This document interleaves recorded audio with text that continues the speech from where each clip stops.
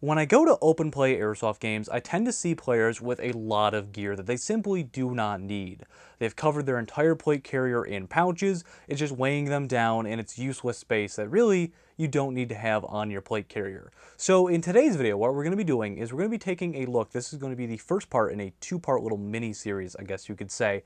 We'll be taking a look at how I would set up a plate carrier for an open play day of airsoft, but in the next video in this series, we'll be taking a look at how you would set up a plate carrier for a milsim game, for an extended game. We're going to be out on the field 8, 24, maybe even 40 hours at a time, depending on which event organizer you go to. So in today's video, we'll be showing you kind of the bare minimum and how I set up this Z-Shot JPC 2.0 to make me prepared for open play airsoft games while still staying lightweight and mobile on the field.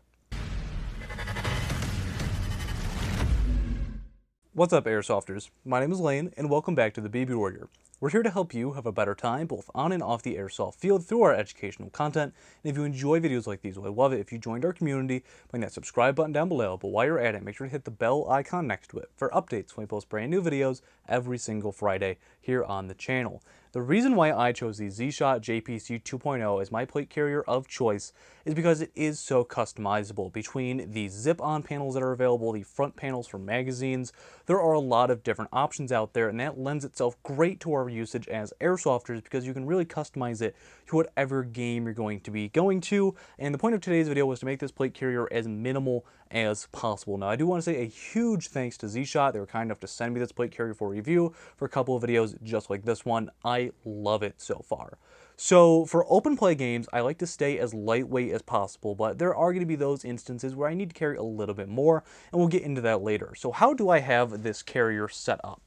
Really minimalist. So what I did is I replaced the front flap that comes with this with their standard Molly front. And what that allowed me to do is to mount a Blue Force Gear triple M4 mag pouch on here. So all I have on the front is going to be these 3 PTS EPMs. They hold 150 BBs each, so that gives me 450 rounds. But if you're running high caps, which are 300 for M4s, that's 900 rounds at your disposal. I like to keep this nice and simple, so I don't have anything on the admin panel because it makes it easier to draw from the mags as well. But they do have a built-in one here if you want to keep things in there like maps if you're going to that sort of facility. Now, on the topic of the front panel, while I don't like to run anything more than rifle magazines, you may differ, and that is completely okay.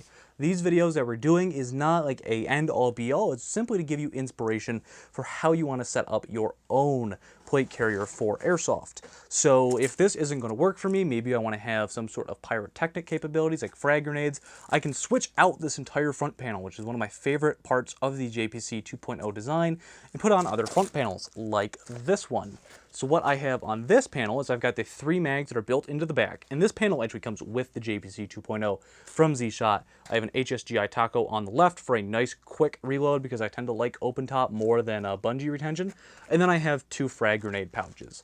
At open plays, I typically don't use frag grenades because ones that are not reusable, the pyro ones, are like $10 a throw, and that's not really worth it for a game that lasts 15 minutes with typically unlimited respawns, in my opinion. But if I want to have that capability, or I'm using a reusable grenade like a Cyclone, a Thunder Bee, that is an option. Now, for this specific carrier, I'm going for speed. I want to stay lightweight. I went with the one-band cummerbund, which is, again, included with the Z-Shot JPC 2.0. The reason why I did that is because I obviously need to hold the plate bags together, but I don't need the Molly 3-band cummerbund, and it's lightweight, it's really mobile. If I am using a handgun, it's going to be easier to reach down. There's not going to be anything in the way, and that's why I chose this. Honestly, I have fallen in love with the one-band cummerbund, and when I can, I use it at milsim games. It is like my favorite piece of this because it allows a lot of ventilation into the sides. There's nothing in the way. I really like it.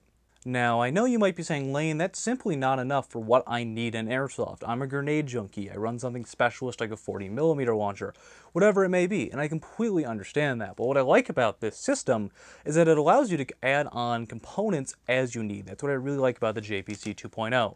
So if I'm in a game that's somewhere in the middle, I want to keep that one-band cummerbund, but I don't want to have to lose that storage space, you could always put something on there like a dangler-style pouch. This is the Spear Spirit Systems sack. This is something that I got with my Spirit Systems chest rig. What I like about this is it velcros between the panel, and the plate bag, and this allows me to really increase my carrying capacity without having anything get in the way. So in this pouch specifically, I have 3 Enola Gay EG67s, 1 EG flash grenade. In the front little elastic pouch here, I have a map of the last AO I was at, and I have 5 CO2s for my Wraith CO2 stock for my Wolverine Airsoft MTW. So by having this little pouch that is not in the way and provides a little bit of protection for your gut if you're going to be going somewhere indoor, I really like it because it just gives a little bit of protection for those really close shots.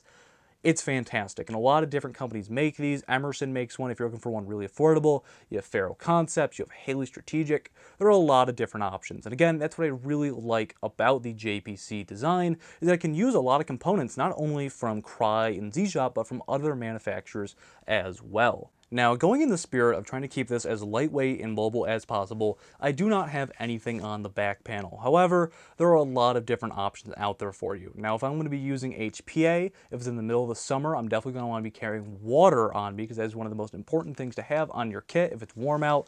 I will throw something on like my N-Gage Tactical Mercury Bravo. This is a nice little assault pack that I had made up. He does all custom work, and this is great because it can hold an HPA tank, it can hold a hydro bladder, BBs, my Odin Innovation speed loader, whatever it may be, but it doesn't increase the profile of this carrier very much. I also like to keep this slick on the back in case I'm going to be carrying a backpack with me, because if you have a fancy back panel, if you have an assault pack like the Mercury Bravo, it sucks trying to put a backpack on over that. So at open plays, I'll typically have like a bigger assault pack with straps on it that I keep like my water, my extra BBs, stuff I don't need during the game, and I can throw that right over this, which is something that I really like. But you know, there's plenty of things that you can do with back panels. You can throw on grenade pouches back here, buddy mags, things like that, really to your heart's desire. I wouldn't recommend that unless you have like really able teammates, if you guys work well together, because I've noticed that when people do that but they don't really come with anyone, it just kind of gets wasted.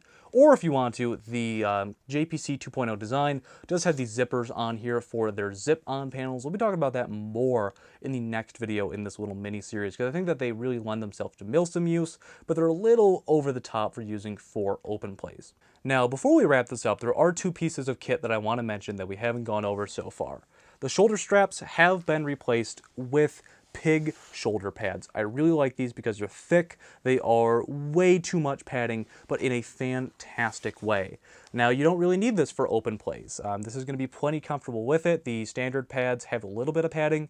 These are one of those things that I have fallen in love with and I will put on any kit. Now, for the inside of this plate carrier, because it's a plate carrier, so you should have plates in it to make it really comfortable, I use the PTS foam plates because they're not heavy, but they give it structure. It gives it a nice sound when a BB hits it. You can definitely tell that you've been hit. Even in the back panel, it makes this like nice crisp noise.